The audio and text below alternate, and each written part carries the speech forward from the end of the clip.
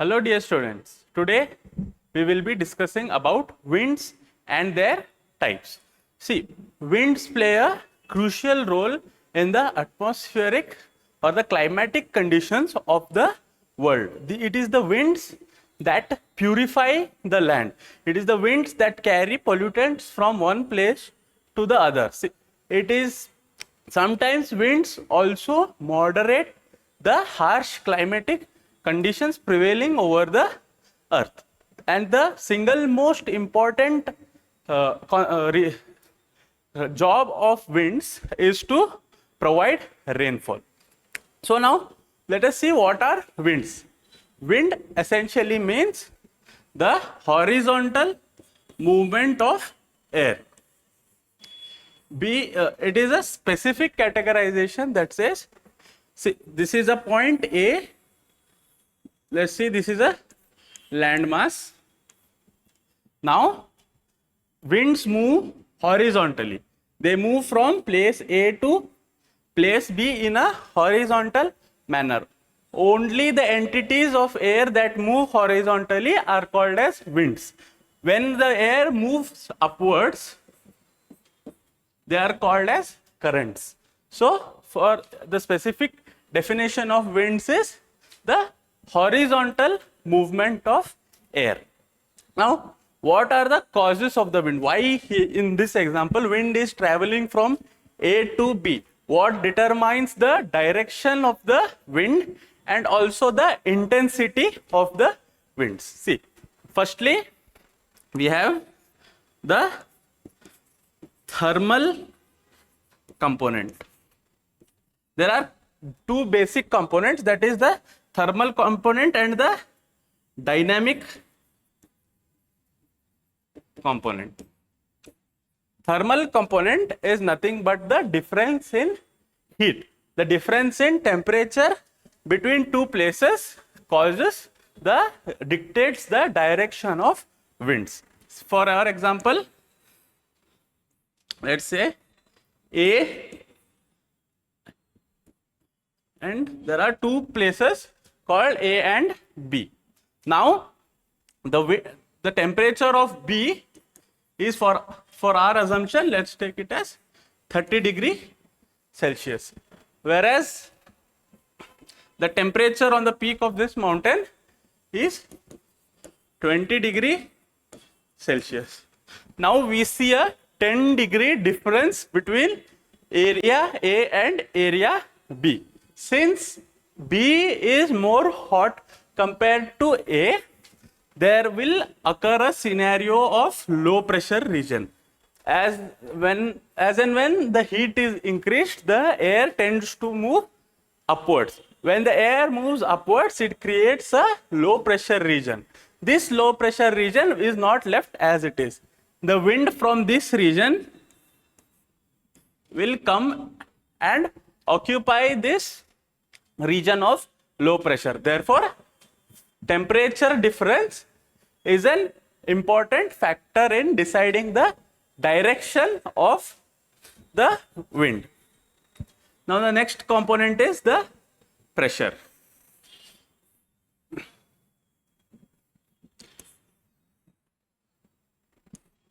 As I told you, with increased temperature, the pressure on the surface is low. Wherever there is a cold climate, the pressure is high.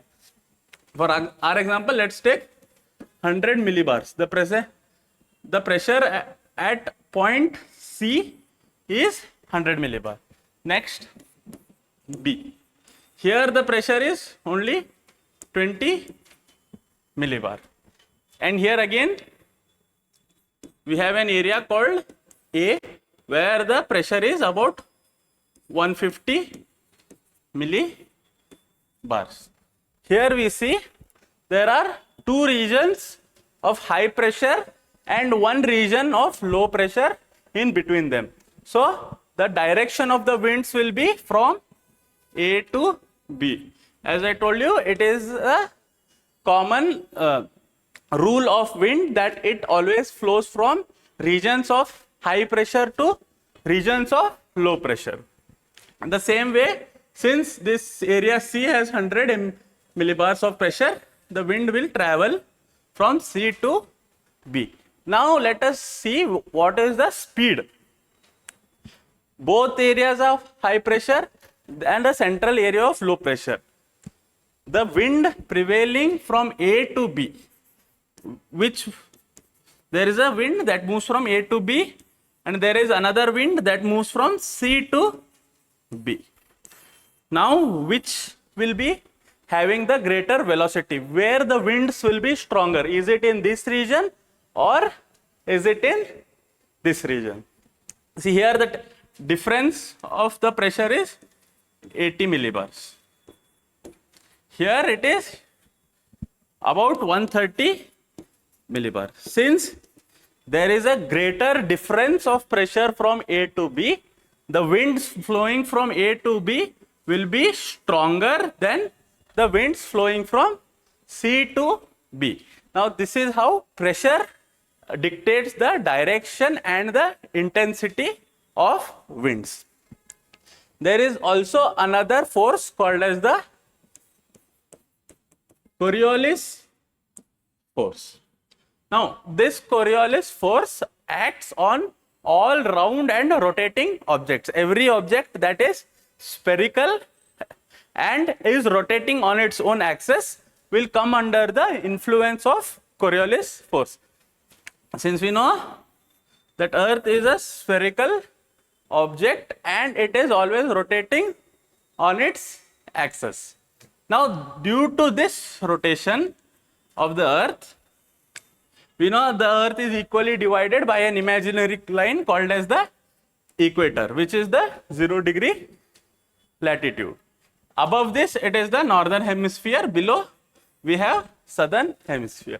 So, it is a rule according to Coriolis force that if a wind is moving in the northern direction, in the northern hemisphere, the wind will always tilt to the right. Winds, since they converse a large distance and have great speeds, they will tend to move rightwards in the northern hemisphere. In the same way, in the southern hemisphere, the Coriolis force makes sure that the winds turn leftward. See, let's say example, there is a point here on the globe and the wind is moving in this direction. It is coming from the polar line to the equator. Here, since it is influenced by the Coriolis force, it will come right side. The winds will change their direction and adopt a rightward path. In the same way here, say from Antarctica to the equator, the winds will shift leftwards. Now this is a basic understanding of Coriolis force. To summarize, any wind that is moving in the northern hemisphere will be deflected towards the right, and any wind moving in the southern hemisphere will be deflected towards the left. Now this is another important agent that governs the direction of winds. Now let's see type of winds. The areas adjoining the sea. Wherever there is a huge water body, it can also be a lake, and it can also be an ocean. The essence is there should be a huge water body, and this is the landmass. We all know that the rate of specific heat of land is lesser compared to the specific heat of water. What does it mean? It means that water takes much more time to heat up when compared to land. The land heats up quickly, whereas the water heats slowly. And the same thing happens when the bodies are cooling. When the land is subjected to cooling, the land loses heat quickly, whereas water has a tendency to cool down slowly. So that is the differences between the specific heats of the land and ocean. Now, thanks to this property, in the morning, when there is abundant sunlight in the coastal regions, we all know land heats up quicker compared to the ocean. Ocean takes a comparatively a longer time to heat up. Therefore, since water is cooler compared to the land, the water will have a high pressure zone and the land will have a low pressure zone. And as I thought to you before, the wind always moves from regions of high pressure to the regions of low pressure. Therefore, this phenomenon is called as the sea breeze. When in the daytime, when air or winds move from the ocean to the land, this phenomenon is called as the sea breeze. Now next, when it is night. During night time, when there is an absence of sunlight, therefore there is no heat present, therefore, and we also know that land cools quicker compared to the water. Water tends to hold the heat. Therefore, this region will be much cooler, making the land a high pressure zone, and the water, since it takes a lot of time to cool down, will be warmer compared to the land. Therefore, there will be a low pressure system occurring over the sea.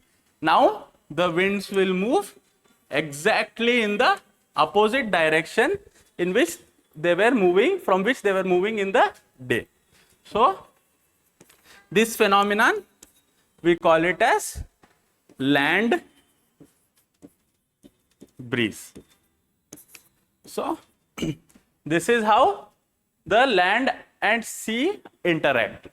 In the evenings or in the night, the wind will be moving from the land to the ocean. In the same time, during the morning period, the wind will move from the warm waters, the cold waters, to the warm land. Now, what is the uses of this land and sea breeze? Now, land and sea breeze act as they tend to make the living of the coastal people easier. In the daytime, they bring cold winds from the water. At the night time, they send away all the cold winds to the sea, making this coastal region a very habitable and moderate climate. Next, we have the valley breeze.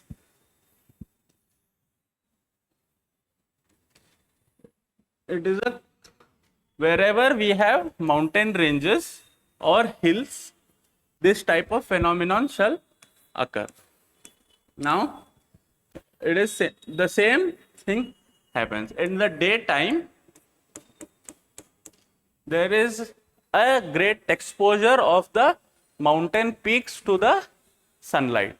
Therefore, these mountains tend to get heated up quickly, whereas the valley is bit cold compared to the hilltops. Therefore, since there is an excessive heat here, there will be low pressure regions on the peaks of the mountain.